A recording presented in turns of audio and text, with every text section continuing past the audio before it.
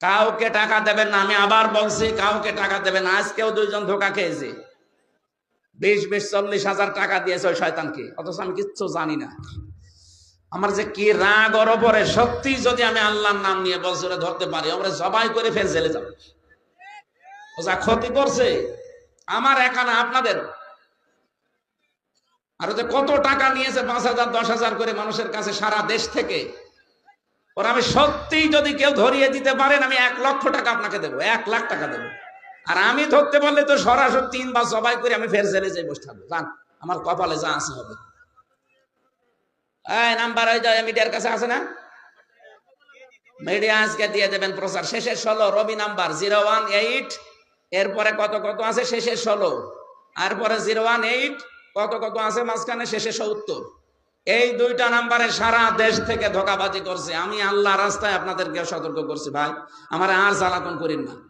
এরকম প্রতিদিন 8-10 গ্রুপ আমার বাড়ি যায়। এমনি আমি গরিব মানুষ, আমার বাবারে জ্বালায়, আমার মারে জ্বালায়, আমার বউরে জ্বালায়, আমার শ্বশুরের হাত চেপে এই দেখেন পোস্টার করেছি, অথচ আমরা কিচ্ছু জানি না। এই ধোঁকা দিয়ে দিয়ে সারা দেশ, বলেন তো 630টা থানা, অন্তত 600 থানা থেকে যদি মানুষ যায়, একটা মানুষ মারে, আর নাস্তা আমি কোথায় পাবো? হ্যাঁ ভাই, প্রতিদিন আমার মনে হয় 100-200 লোকের নাস্তা করানো লাগে, পাগল হয়ে যাবো না? অথচ যাওয়ার সময় তো কিছু নিয়ে যায় না। কোথায় আসছে সেই কক্সবাজার থেকে, সে ময়মনসিংহ থেকে কুষ্টিয়ায়, সকালবেলা যেয়ে বসে আছে।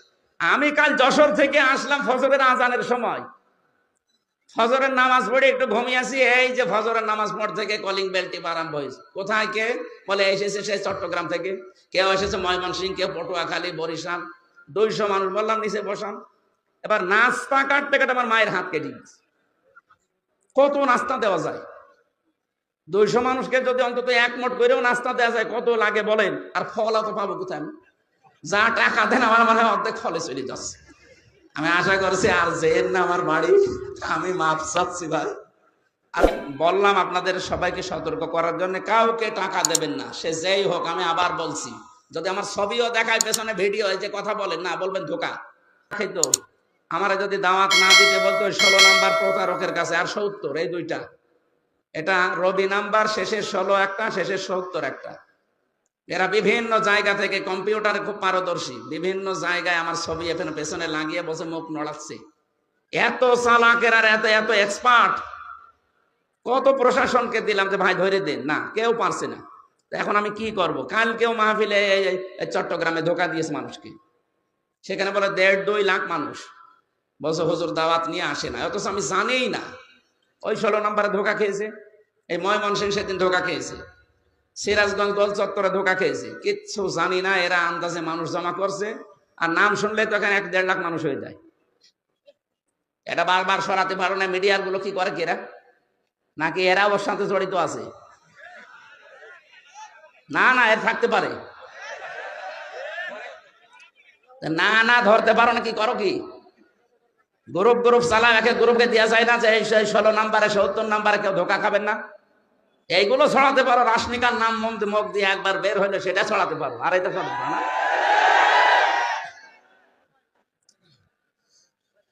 আমার মনে হয় এদের সাথে কেউ জড়িত আছে। তাছাড়া হিন্দু মানুষ।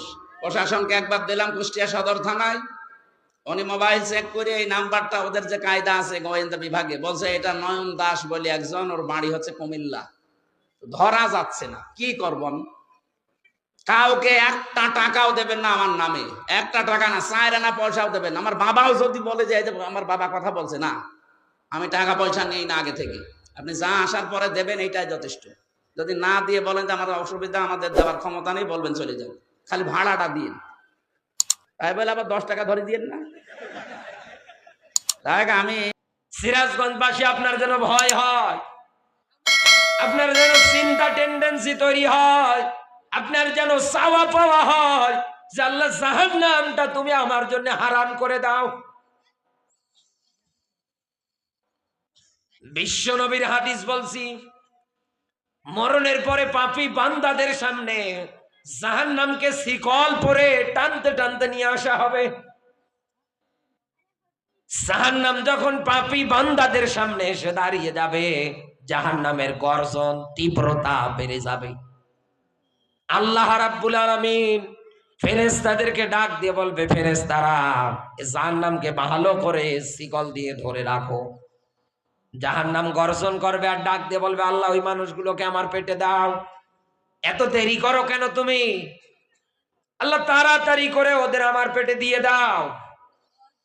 ফেরেশতারা পর্যন্ত জাহান্নামকে আটকাতে পারবে না শিকল দিয়ে ধরার পরে আল্লাহ সঙ্গে সঙ্গে এক ফোঁটা পানি ছিটিয়ে দেবে। ফেরেশতারা জিজ্ঞাসা করবে, আল্লাহ এটা কিসের পানি? আবে হায়াতের পানি, না হাউজে কাউসারের পানি, না জান্নাতের কোন নদের পানি? আল্লাহ ডাক দিয়ে বলবে, ও ফেরেশতারা, এটা হাউজে কাউসারের পানি না, এটা আবে হায়াতের পানি না, এটা জান্নাতের কোন নদ নদীরও পানি না, এটা আমার বান্দাদের চোখের পানি। আমার যে বান্দাগুলো দুনিয়ায় তাহাজ্জুদের নামাজ আদায় করার পরে এই দুনিয়ায় অপরাধগুলো স্বীকার করে নিয়ে পণ প্রতিজ্ঞা করেছিল, আল্লাহ জীবনে আর অপরাধ করব না। এই অপরাধগুলোর জন্য দুনিয়ায় তারা অনুশোচনা করতে গিয়ে চোখ থেকে যে পানি ঝরিয়েছিল, আমি আল্লাহ তাদের এই চোখের পানি বৃথা দিতে দেই নাই। আজকের দিনের জন্য আমি আল্লাহ নিজে জমা করে রেখেছি। আর মানুষের এই কান্নার পানি যখন দেবে জাহান্নামের দিকে ছিটিয়ে, জাহান্নাম পিছনে চলে যাবে। এজন্য সূরা তাওবার আয়াতে আল্লাহ ডাক দিয়ে বলেছে, বান্দা এই দুনিয়ার ময়দানে হাসো কম, কান্না করো বেশি। অথচ আমরা হেসেই যাচ্ছি। দুনিয়ায় হাসি ছাড়া আমাদের মুখের মধ্যে কোনো কিছু আমরা লক্ষ্য করি না। অথচ আল্লাহ পাক বলছে, বান্দা দুনিয়ায় হাসো কম, কান্না করো বেশি।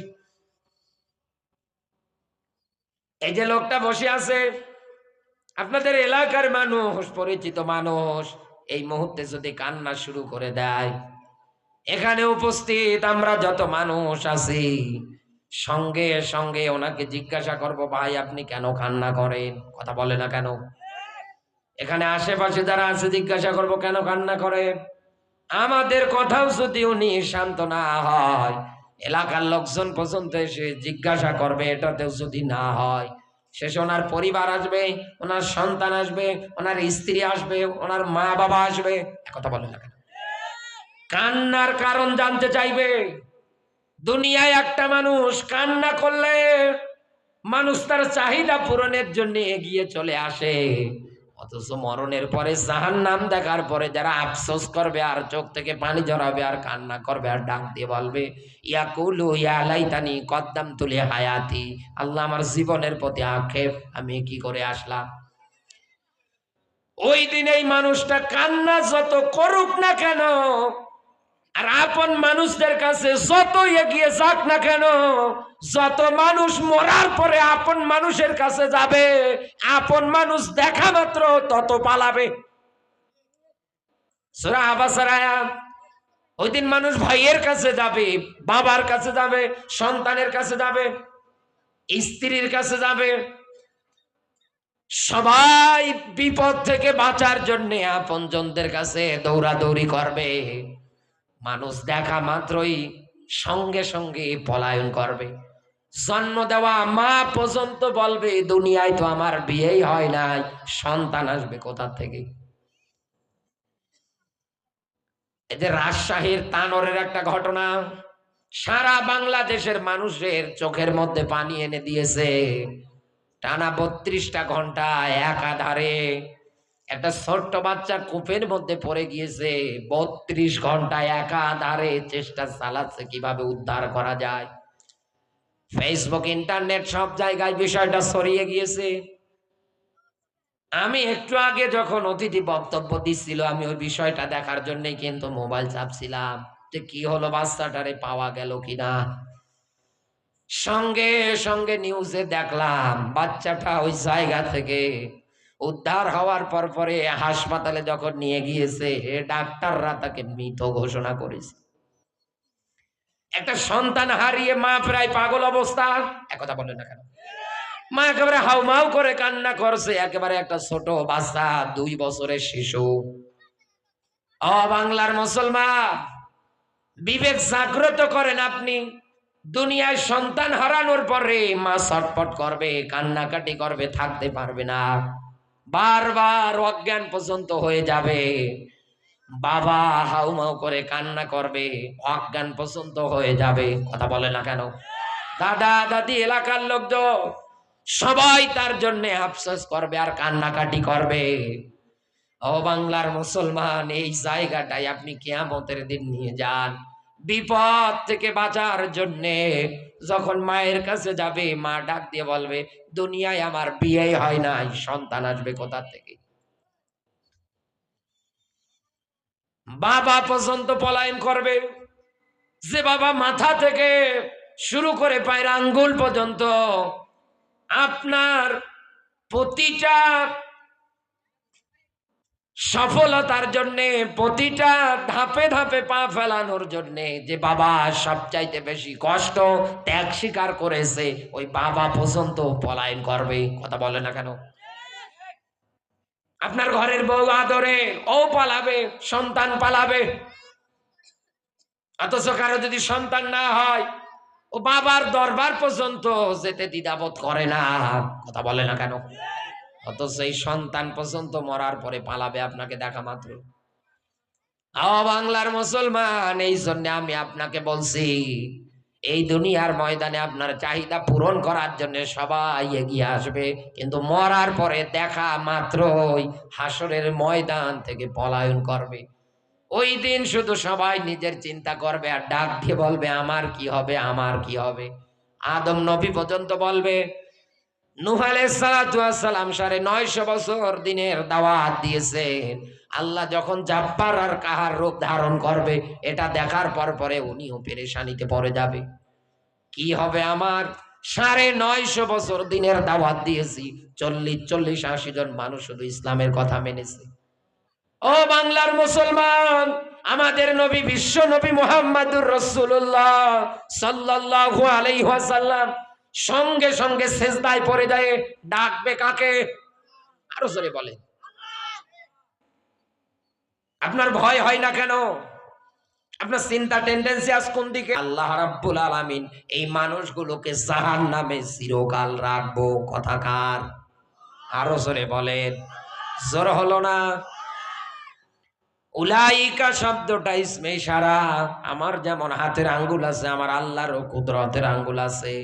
সিরাজগঞ্জবাসী, আল্লাহ দেখাচ্ছে তার কুদরতের আঙ্গুল দিয়ে এই মানুষগুলো কারা?